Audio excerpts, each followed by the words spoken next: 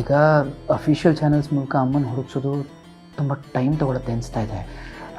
ಡಿಪಾರ್ಟ್ಮೆಂಟಲ್ಲಿ ನಮ್ಮ ಫ್ರೆಂಡ್ ಇದ್ದಾನೆ, ಅವನಿಗೆ ಹೇಳಿ ಅನ್ಅಫಿಷಿಯಲಾಗಿ ಹುಡುಕ್ಸಿದ್ರೆ maybe it will help. ಸರಿ, ಯೋಚನೆ ಮಾಡಬೇಡಿರಿ. ಅಮ್ಮಂಗೇನೂ ಆಗಿರಲ್ಲ, ಅವ್ರು ಆರಾಮಾಗಿರ್ತಾರೆ. ನೀವು ಹೇಳ್ದಂಗೆ ಆಗಿಬಿಟ್ರೆ ಸಾಕು ಜಾನ್ವಿಯವರೇ.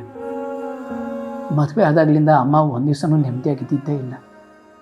ಮೊದಲು ತಾತ ಕಷ್ಟ ಕೊಟ್ಟರು, ಆಮೇಲೆ ವಿಧಿ ಕಷ್ಟ ಕೊಡ್ತು. ತುಂಬ ನೊಂದಿರೋ ಜೀವ ಅದು.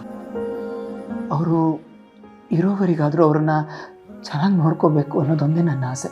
ನಿಮ್ಮ ಆಸೆ ನೆರವೇರುತ್ತೆ. ಈಗಲೂ ಬೇಕಾದರೆ ಇನ್ನೊಂದು ಸತಿ ಹೋಗಿ ಹುಡ್ಕೊಂಡು ಬರೋಣ.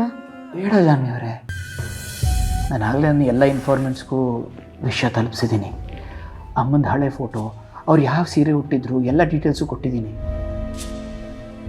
ಬೆಳಗ್ಗೆ ಆಗೋಷ್ಟರಲ್ಲಿ ಅದರ ಒಂದು ಸಾಲಿಡ್ ನ್ಯೂಸ್ ಬರುತ್ತೆ ಅಂತ ನನಗೆ ಅನಿಸ್ತಾ ಇದೆ. ನಾವಿಬ್ಬರು ಹೋಗಿ ಅಮ್ಮನ ಎಲ್ಲಿ ಅಂತ ಹುಡ್ಕೋಣ ಹೇಳಿ. ಎನಿವೆ, ಏನಾದರೂ ನ್ಯೂಸ್ ಬರಲಿಲ್ಲ ಅಂದರೆ ನನ್ನ ಫ್ರೆಂಡ್ ಇದ್ದಾನೆ ಅಂತ ಹೇಳಿದ್ನಲ್ಲ, ಅವ್ನು ಡೆಫಿನೆಟ್ಲಿ ಹೆಲ್ಪ್ ಮಾಡ್ತಾನೆ. ಅವರು ಎಲ್ಲೋ ಇಲ್ಲ ಜಾನ್ವಿಯವರೇ, ನನ್ನ ಕೋಟೆಲೆ ಭದ್ರವಾಗಿದ್ದಾರೆ. 7 ಸುತ್ತಿನ ಕೋಟೆಯನ್ನು ಭೇದಿಸ್ಬೋದೇನೋ, ಆದರೆ ಜಯಂತ ಹಾಕಿರೋ ಸರ್ಪ ಕಾವಲನ್ನು ಯಾರೂ ದಾಟಕ್ಕಾಗಲ್ಲ, ಎಲ್ಲೂ ಹೋಗೋದಕ್ಕಾಗಲ್ಲ.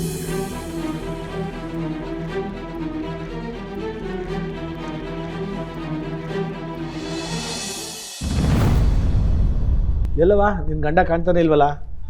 ಅವನಿಗೆ ತೋಟದಲ್ಲಿ ಹೊಸಿ ಕಾಯಿ ಕೀಳ್ಸೋ ಕೆಲಸ ಅದೇ, ಹೋಗಿ ನೋಡ್ಲಾ ಅಂತ ಹೇಳಿದ್ದೆ. ಮಾವ, ಬೆಳಗ್ಗೆ ನೀವೇ ತಾನೇ ಪಾರ್ಟಿ ಆಫೀಸ್ಗೆ ಹೋಗು ಅಂತ ಹೇಳಿದ್ರಲ್ಲ, ಅಲ್ಲಿಗೆ ಹೋಗಿದ್ದಾರೆ. ಹೌದೇನವ? ಯಾವುದೋ ಚಿಂತೆನಲ್ಲಿ ಮರ್ತ್ಬಿಟ್ಟಿರ್ಬೇಕು ಬಿಡವ.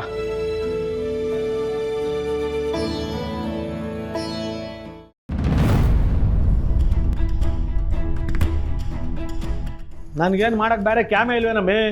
ಯಾರು ಬರ್ತಾರೆ ಯಾರು ಹೋಯ್ತಾರೆ ಅಂತ ನೋಡ್ಕೊಂಡು ಕೂತಿರಿದ್ದಾನೆ ನನ್ನ ಕೆಲಸ. ನಡಿಯಮ್ಮಿ, ಅದೇನು ಕ್ಯಾಮೆ ಆಯ್ತು ವರ್ಷ ನೋಡ್ಕೊಳ್ಳ ನಾವು.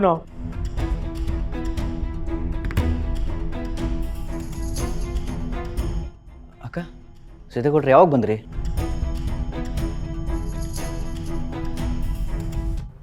ಈಗಷ್ಟೇ ಬಂದ್ವಿ. ಹರಿ, ನಿನ್ನ ಹತ್ರ ಸ್ವಲ್ಪ ಮಾತಾಡಬೇಕು. ನನ್ನ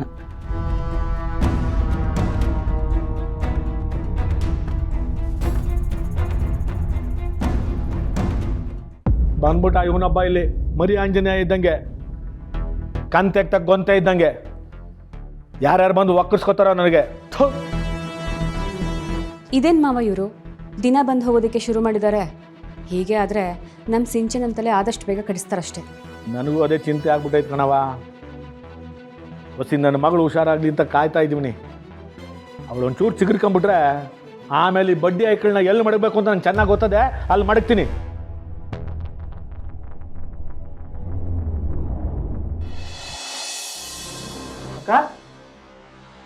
ರೆಡಿ ಆಗ್ತಿದ್ದಾಳೆ. ಹೌದು ಬಾವ, ನಿನ್ನೆ ಅಕ್ಕ ಚೆನ್ನಾಗಿ ನಿದ್ದೆ ಮಾಡಿದ್ಲಾ? ಮಾತ್ರೆ ತೊಗೊಂಡಿದ್ಲಲ್ಲ, ಚೆನ್ನಾಗಿ ನಿದ್ರೆ ಬಂತಂತ?